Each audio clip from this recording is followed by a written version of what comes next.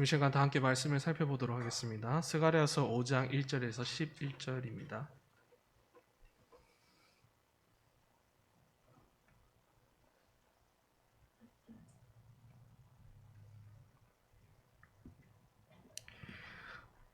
제가 먼저 한 절 읽고 성도님들께서 그 다음 한 절 읽으시고 나머지 두 절은 같이 읽도록 하겠습니다. 내가 다시 눈을 들어본즉 날아가는 두루마리가 있더라.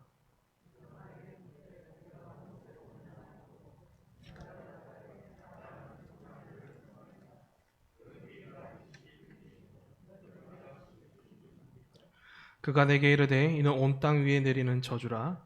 도둑질하는 자는 그 이쪽 글대로 끊어지고 맹세하는 자는 저쪽 글대로 끊어지리라 하니,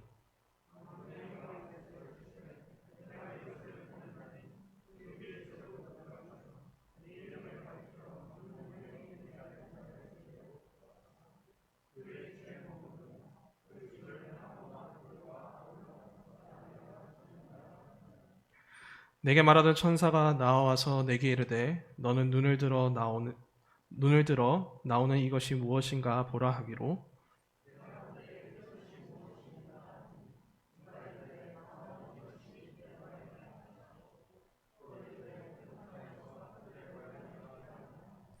이 에바 가운데에는 한 여인이 앉았느니라 하니 그때에 둥근 납 한 조각이 들리더라.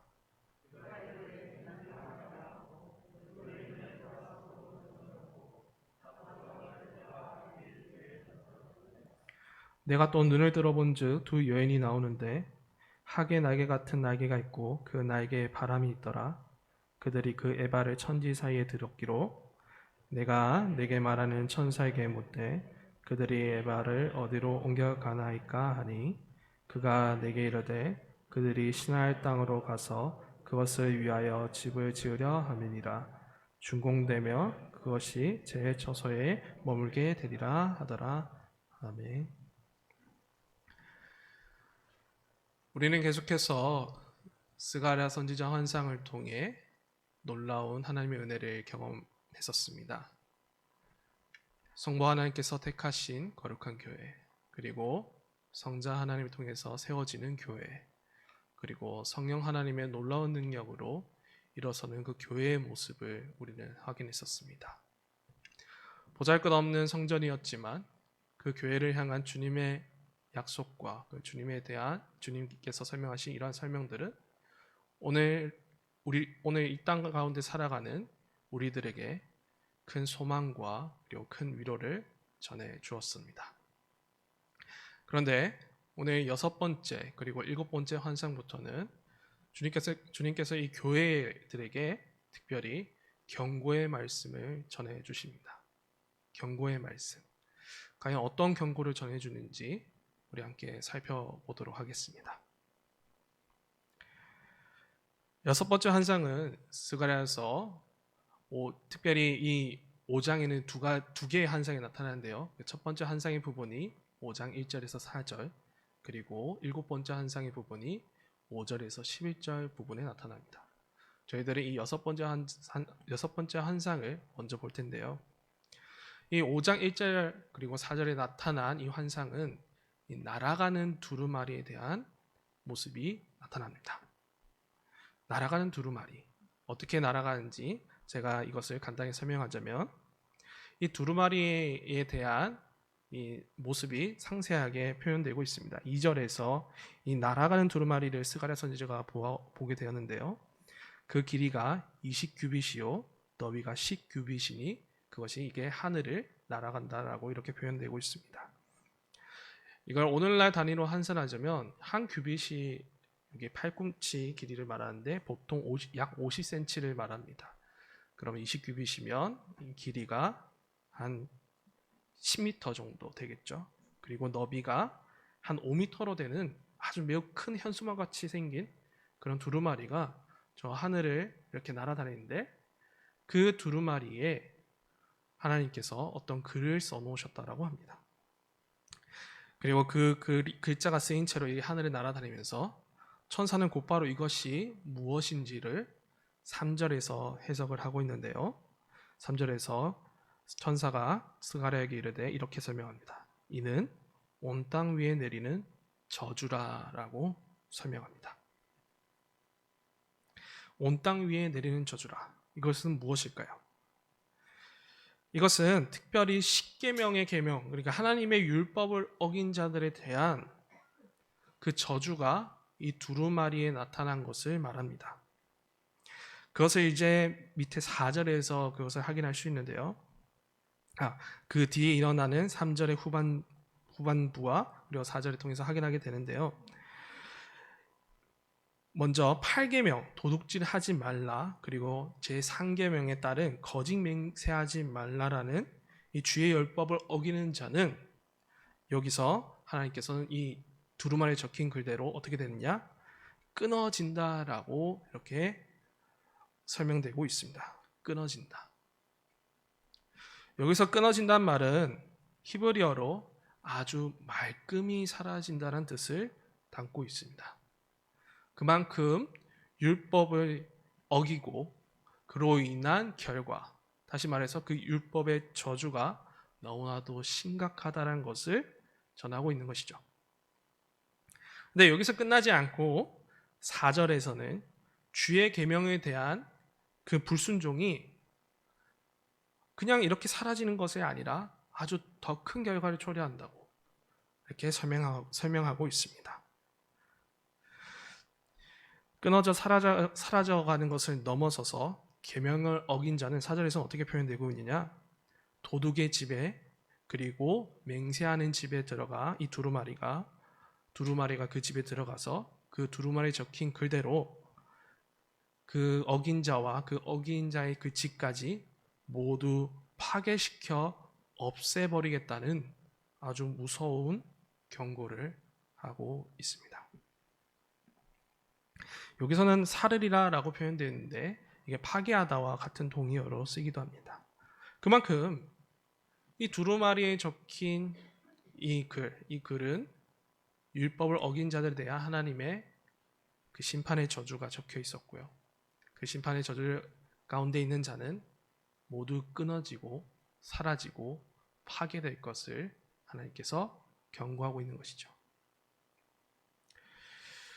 이건 마치 사이렌과 같은 의미입니다. 우리 가끔씩 축제를 하다 보면 저 하늘 위에 이렇게 큰 현수막을 달아 나온 그런 모습들을 혹시 보신 적 있으십니까? 그러면서 어떤 진주에서 그런 개천 예술제가 벌어지는데요. 그 매번 가을에 그 행사가 일어나면 그 진주 시내 한가운데 진짜 이 정도만 더 크기로 큰 현수막을 제작해서 모든 사람들이 보도록 이렇게 큰 현수막을 제작하곤 했습니다. 그래서 저는 이 현상을 6번째 현상을 보면서 그런 장면들이 서로 연상이 되는 것 같았습니다.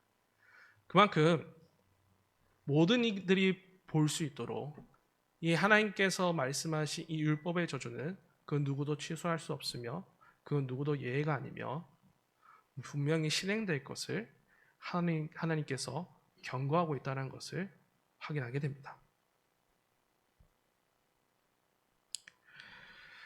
자, 물론 율법의 저주는 이미 태초에 아담과 하와가 그 하나님의 법을 어김으로부터 시작됐다는 것을 우리는 분명히 알고 있습니다. 모든 인간은 죄인이 되어서 율법에 대한 완전한 순종을 하는 것이 불가능한 상태이며 그 누구도 이것으로부터 벗어날 수 없음을 우리는 너무나도 알고 있습니다. 그런데 이 누구나도 특별히 교회와 그리고 이스라엘 공동체는 이것을 알고 있을 텐데 하나님께서는 왜 이 율법의 저주를 특별히 돌아온 유대 공동체에게 다시 전하고 있는 것일까요? 죄인이 아닌 하나님께서 택한 백성들에게 그리고 이 교회에게 전해주고 있는 이유가 너무나도 궁금합니다. 그렇다면 이런 생각들을 하게 됩니다. 혹시 하나님의 백성들이 너무 큰 잘못을 해서 혹시 하나님의 구원이 취소되었기에 율법의 저주에 해당되었는가? 그런 엉뚱한 생각을 하게끔 이 6번째 환상은 우리에게 많은 궁금증을 또한 남기게 됩니다. 그런데 이 저주의 환상은 이 6번째 환상은 특별히 교회 안에 있는 배교자들을 향해 경고하시고 그리고 거룩한 교회를 만들고자 하시는 하나님의 메시지입니다. 이 땅에 존재하는 교회는 알곡과 가라지가 섞여 있습니다. 바로 이 가라지가 배교자들을 뜻하는데요. 우리가 흔히들 아는 그 배교자들의 의미를 알 수는 있겠지만 특별히 복음적인 의미로서 이것을 좀 더 바라보자면 특별히 청교도 신학자인 존 오웬은 이것에 대해서 이렇게 설명했습니다. 성경에 나타난 이 배교자란 복음의 놀라운 경험을 하였으나 여전히 세상을 사랑하고 구원에서는 멀리 떨어져서 은혜를 받은 척 하는 사람들이라고 정의했습니다. 배교자는 한문으로 풀이하면 배반할 배 종교교, 그 종교를 배반한다 이런 뜻일 수도 있겠지만 더 깊은 의미로서는 은혜를 받은 척하는 사람들, 받은 척하면서 교회 안에 머물고 있는 사람들을 뜻한다라고 이렇게 알 수 있습니다. 이처럼 당시 유대 공동체 안에서도 거짓으로 이렇게 자기가 하나님의 백성이라는 것을 연기하면서 살아가는 자들이 있었다라는 것을 우리는 알 수 있습니다. 제8계명을 어기는 것 그리고 제3계명 안에서 주의 이름으로 거짓 맹세하는 것은 어떻게 본다면 배교자들의 전형적인 모습이라는 것을 우리는 더욱더 추론하게 됩니다. 당시 돌아온 유대 공동체는 분명 하나님의 놀라운 역사를 경험했습니다. 70년 만에 포로 생활이 끝나고 하나님께서 약속하신 땅으로 다시 돌아왔다는 그런 놀라운 일들을 경험했죠. 그리고 그 일들을 경험함을 통해서 이들은 더욱더 하나님을 예배해야 되겠다는 그런 놀라운 경건의 다짐들이 분명히 일어났을 겁니다. 그래서 하나님을 예배하고자 더욱더 하나님을 사랑하고자 그리고 또한 주의 계명에 따라 내 옆에 있는 형제와 자매들을 더욱더 사랑하고자 부단하게 노력했을 겁니다. 하지만 그 가운데에 마치 이들과 같은 사람인 척 연기하는 사람들이 존재했던 것이죠. 이웃을 사랑하기를 힘쓰는 척 하지만 뒤에서는 이웃의 것을 훔치고 더 많은 재산을 가지려 하며 이런 악행들을 저지른 것입니다. 또한 하나님을 사랑하는 척 하지만 주의 이름을 부르면서 거짓된 맹세를 하고 다른 이를 속이고 하나님의 이름을 먹칠을 하며 자신의 이기적이고 음탕한 목적을 이루려 하는 것이죠. 한마디로 사기꾼들이 이 공동체 안에 존재했다는 것입니다. 무엇보다 교회의 본질은 무엇입니까? 바로 거룩함이지 않습니까? 교회는 삼위 하나님의 일하심을 통하여서 이 세상에서 더욱 거룩하게 구별되었고 온전히 주의 말씀을 따르고 그리고 마침내 원수들을 이기며 거룩한 성으로 완성될 것입니다. 이 거룩한 교회가 거룩해져야 하는데 이 배교자들로 인해 거룩해지지 않으면 어떻게 되겠습니까? 그러므로 거룩하신 하나님은 거룩한 교회를 만드시기 위하여 지금 교회 내에 있는 배교자들을 향해 무시무시한 율법의 저주를 이렇게 내리시면서 경고의 말씀을 전해주고 있는 것입니다. 분명히 우리도 이 경고의 말씀을 엄중하게 들어야 합니다. 지금도 여전히 이 교회 위에는 그리고 이 세상 위에는 이 두루마리가 날아가며 배교자들을 향해 경고하고 있습니다. 만약 여전히 놀라운 복음을 듣고도 교회 안에 있으면서 구원받은 척 연기하는 분들이 혹시나 계십니까? 또한 이 교회 안에 있는 목적이 남의 것을 도둑질하기 위해 그리고 하나님의 이름으로 거짓 맹세하며 내 옆에 형제와 자매를 속이고 자신의 음흉한 목적을 이루려 하십니까? 그렇다고 한다면 이 율법의 저주는 가차없이 실행될 겁니다. 하나님께서 큰 진노를 내리실 것입니다. 모든 것이 끊어지게 될 것이고 모든 것이 사라지게 될 것이고 모든 것이 파괴될 것입니다. 주 안에서 사랑하는 성도 여러분, 우리는 부디 이 배교의 자리에 있지 않기를 소망합니다. 혹시나 있다면 곧장 회개하시길 소망합니다. 너무나도 안타까운 것은 오늘날 현대 교회가 더더욱 이 배교의 길에서 자유롭지 못한 상태라는 겁니다. 얼마 전 저는 사기 뉴스 하나를 접하게 되는데요. 이 사기꾼은 이 주위 사람들에게 돈을 빌려서 사업을 하고 돈을 빌린 자들에게 수익을 나눈다는 명목으로 이런 행동을 벌였습니다. 그런데 결국에는 돈을 빌린 사람들에게 돈을 갚지도 않고 수익을 나누지도 않고 그런 사기 행동을 펼치게 됐는데요. 놀라운 건 그 피해자들이 누군지 아십니까? 바로 교회의 목사, 장로, 권사, 집사들이었다는 소식이었습니다.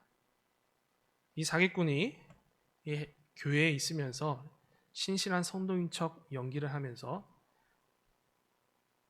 이 교인들에게 접근하여 이 사기 행각을 펼치신 거죠.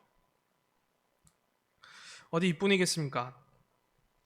목회자와 교육자가 바로 서야 되지만 만약 타락하여 배교의 길을 걷게 된다면 더더욱 무서운 일들이 일어납니다.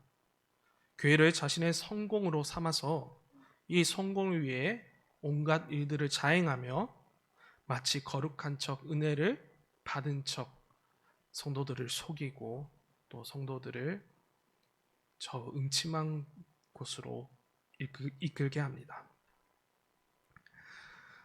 또한 직분을 맡은 중직자임에도 불구하고 또한 세례를 받은 교임에도 불구하고 내가 교회에 다닌다고 다른 이웃에게도 말하고 다닌 사람에도 불구하고 자신의 어떤 이기적인 목적을 위하여서 때로는 자신의 사업의 성공을 위하여서 열심히 주님을 섬기는 척하며 사람들의 마음을 사려 하는 것을 우리는 심심치 않게 보게 됩니다.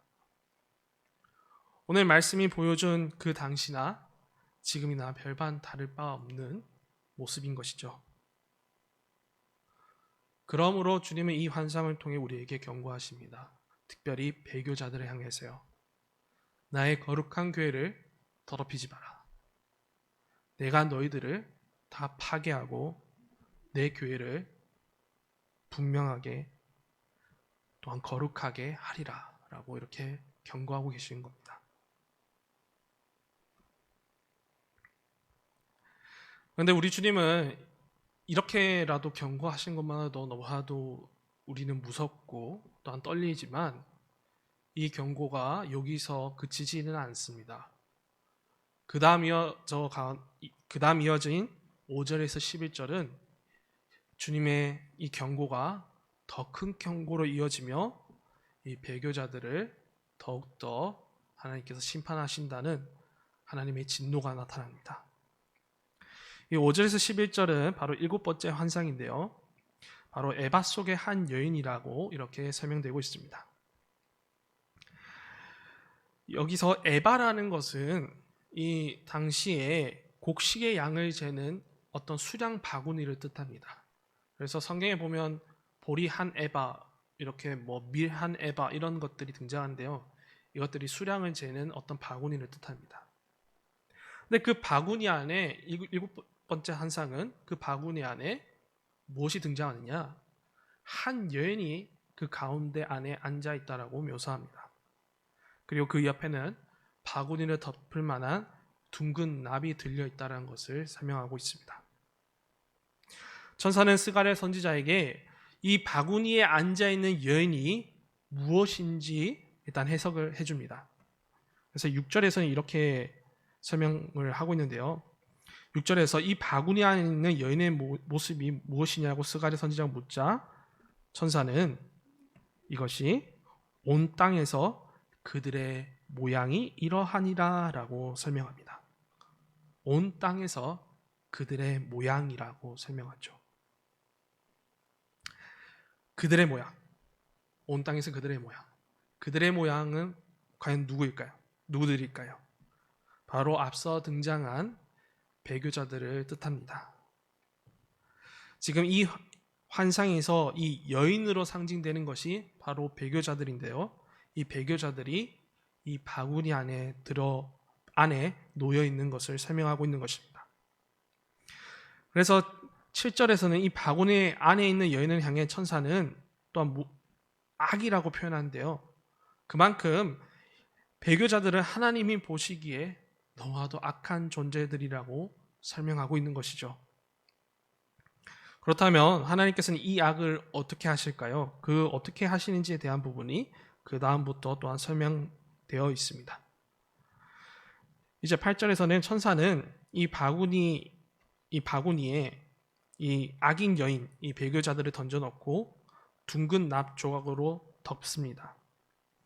그리고 그 후에 9절에서는 이렇게 어떤 일들이 펼쳐지게 되는데요. 한번 9절을 다시 한번 읽어봤으면 좋겠습니다. 9절 시작. 내가 또 눈을 들어본즉 두 여인이 나오는데 학의 날개 같은 날개가 있고 그 날개에 바람이 있더라.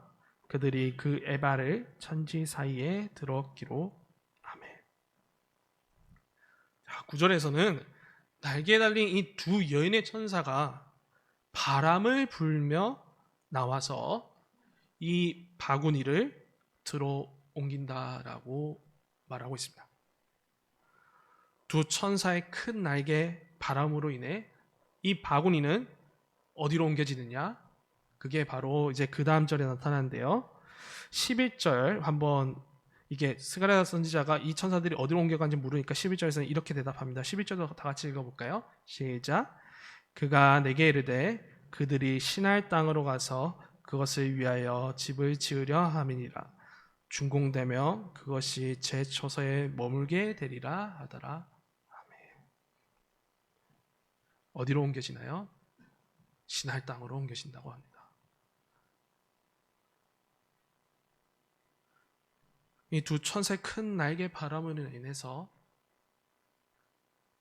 이 교회 안에 있는 배교자들은 저 시날 땅으로 옮겨진다라고 말하고 있습니다. 시날 땅, 이곳이 어디입니까? 바로 바벨론 땅입니다. 이 바벨론 땅에서 이 배교자들이 거기서 집을 짓고 머물게 될 것이라고 하면서 천사는 이 7번째 환상을 마무리하죠. 이 환상도 풀이하자면 하나님은 오직 자신의 거룩하신 능력으로 교회를 거룩하게 만드실 것을 약속하며 선포하고 계십니다. 이 천사가 바람을 불며 나오는 이 9절의 장면은 바로 성령 하나님의 일하심을 뜻합니다. 여기 쓰인 바람은 이 히브리어로 루아흐라는 것인데요. 이 루아흐는 동시에 성령 하나님을 상징합니다.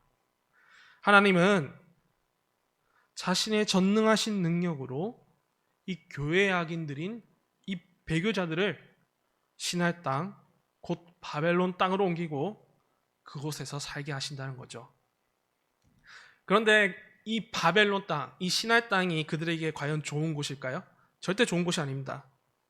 이 땅은 온갖 우상이 가득하고 죄악이 가득한 곳이자 중요한 건 하나님의 진노와 심판이 임하는 곳이라는 것이죠. 하나님께서는 이 환상을 통해서 이 거룩한 교회를 위해서 이 교회 안에 있는 악한 존재들, 이 배교자들을 분명하게 가려내실 것이고, 그리고 교회가 거룩해지기 위하여서 교회 안에 있는 이 악한 배교자들을 저 멀리 벗어나 그 진노의 심판이 임하는 곳으로 살게 하겠다고 이렇게 경고하시고 우리에게 약속하고 계신 겁니다. 오직 자신의 능력으로 이 모든 것들이 이루어질 것을 성령의 능력으로 그 두 천사의 날개의 바람보다 더 큰 능력으로 이 일들을 행하실 것을 우리에게 보여주고 계신 거죠. 교회 안에 있는 배교자들이 아무리 발버둥 쳐봐야, 아무리 구원받은 척 그렇게 살아봐야 참된 성도만이 가게 되는 영생의 자리에는 결코 갈 수 없음을 뜻합니다. 하나님은 분명 이 가라지들을 분명 가려내실 것이고 그들을 향한 율법의 저주가 분명하게 실행될 것임을 알려주셨으며 특별히 신할 땅 바벨론 땅으로 보내 그것에서 영원한 진노의 심판을 받게 하실 것을 이 거룩한 교회를 위해 약속하고 계시는 것이죠.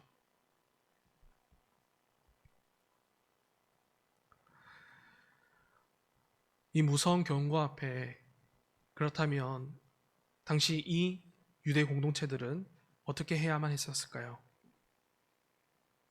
그들 내부 안에 있는 이 배교자들에 대해서 가만히 두고만 보고 있었을까요?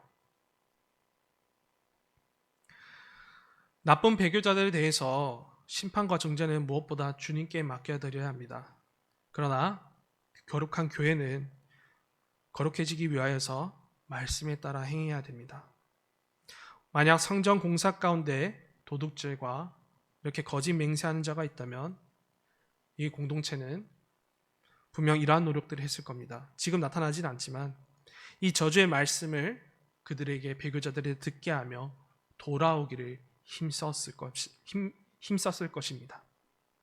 만약 그들이 회개하지 않는다고 한다면 교회의 거룩함을 위해 그들을 멀리 떠나보내거나 다른 조치들을 취했을 겁니다.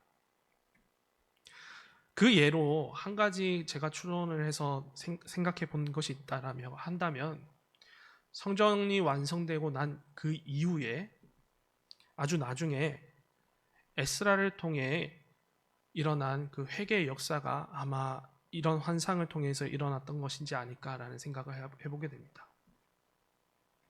에스라가 율법책을 들고 온 이스라엘 회중 앞에서 하나님의 말씀을 읽고 그 가운데서 이스라엘 백성들이 자기의 죄를 고백하며 특별히 그 가운데 배교의 죄도 고백하며 하나님 앞에 돌아왔다는 그 이야기가 에스라서에 나타나오지 않습니까?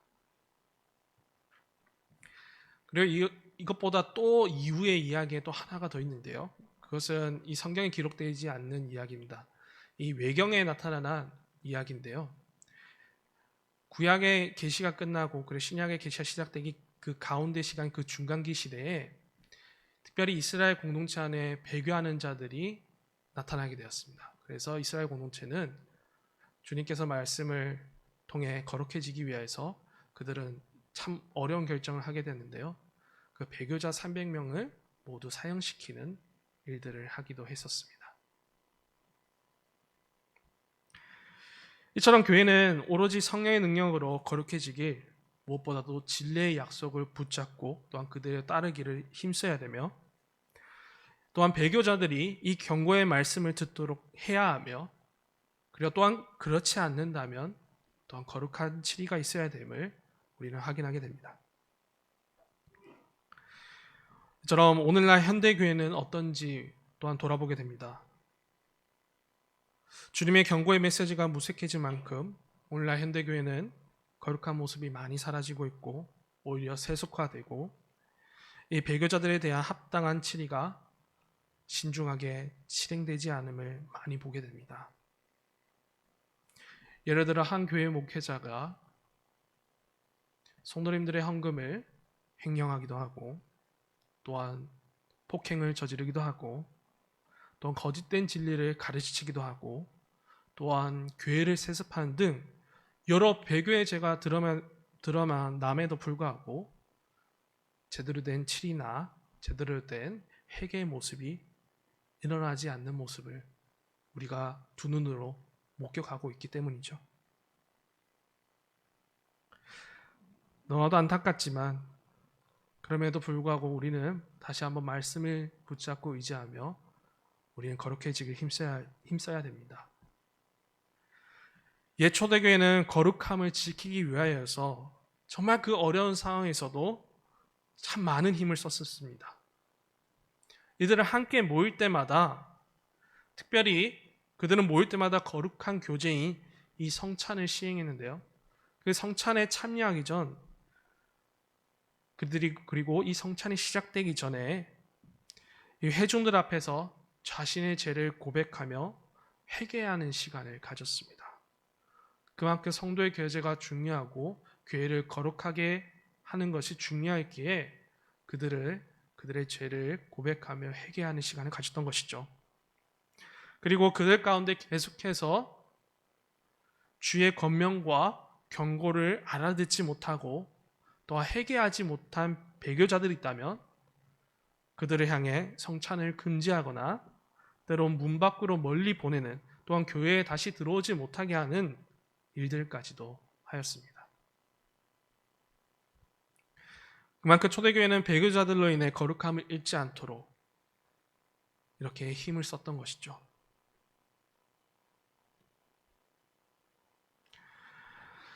주 안에서 사랑하는 성도 여러분, 오늘 이 현상이 가져다 준 이 배교자들을 향한 이 무시무시한 경고는 지금도 결코 사라지지 않습니다.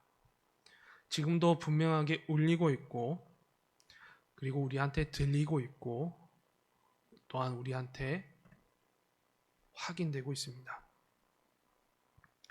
그러므로 기 있는 교회들은 이 경고의 말씀을 마음을 다해 들어야 하며, 또한 이 경고의 말씀을 온 교회 가운데 흘러보내야 하며, 또한 거룩해지도록 힘써야 합니다. 오늘 이렇게 하나님께서 우리에게 이 경고의 말씀을 전해주신다는 것은 어떻게 본다면 아주 크나큰 다행이라 생각이 됩니다. 우리 하늘의 교회가 더욱 거룩해지고 거룩하신 그 그리스도의 장성한 분량에 이르도록 하나님께서 인도하시는 그 사랑이 아닐까라는 생각이 더욱더 들게 됩니다.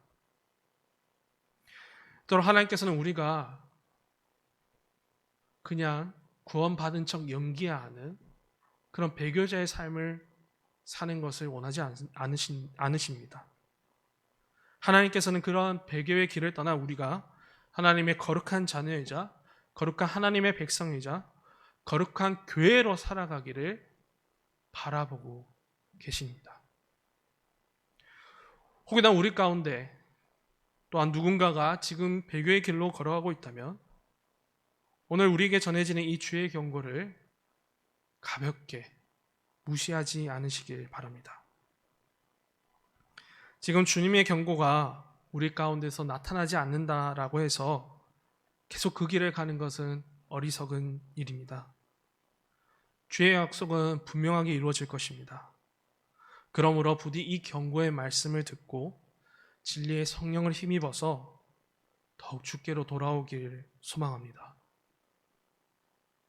또한 우리 모두는 더더욱 말씀으로 우리 자신을 겸비하며 배교의 길에 들어서지 않도록 주의 능력을 구하고 교회 안에서 거룩한 권면과 경고의 말씀이 흘러갈 수 있도록 우리는 부지런히 힘써야 합니다. 또한 교회는 배교자들이 돌아오기 위해 배교자의 길에 빠지지 않도록 하기 위해 거룩한 치리들을 매우 신중하고 또한 신중하게 행하며 또한 성도들은 그것을 주의 말씀을 듣고 순종하며 거룩해지기를 힘써야 됩니다. 보면 주님께서는 말씀하셨습니다. 내가 거룩하니 너희도 거룩하라. 그러므로 하늘교회 우리 모두가 오직 이 진리 안에 거하면서 구원받은 척 연기하는 그 배교의 자리에 있지 않고 그리고 진리의 말씀이 우리 가운데 더욱 널리 퍼지고 또한 이로 인하여 배교자들이 다시 회개하는 놀라운 일들이 일어나는 그러한 복된 거룩한 교회가 되게 주님의 이름으로 축복하며 소망합니다. 지금 이 시간 455장 우리 함께 찬양하시고 함께 기도하도록 하겠습니다.